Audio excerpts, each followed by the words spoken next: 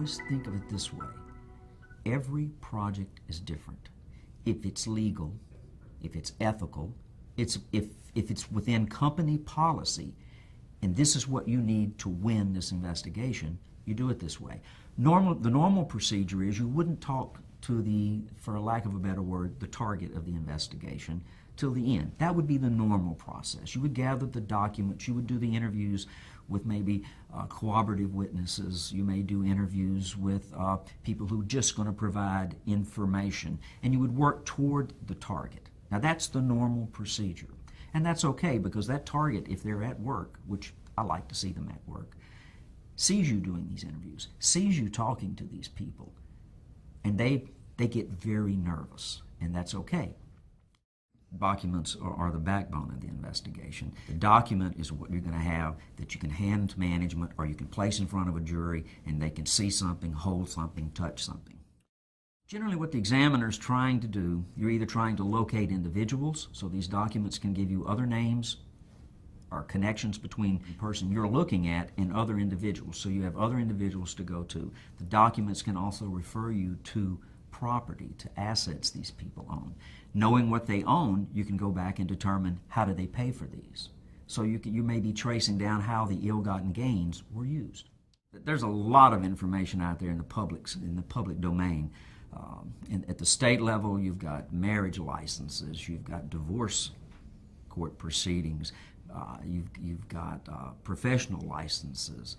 Those are all the things that are out there in the public domain at the state level. At the federal level, you have bankruptcy records and so forth that you can look at. Voter registration. You might ask, why would you want to know about voter registration? Voter registration will tell you where that person lives. It will also tell you other people that live at that address. So if you're looking for connections, that'll give you some names.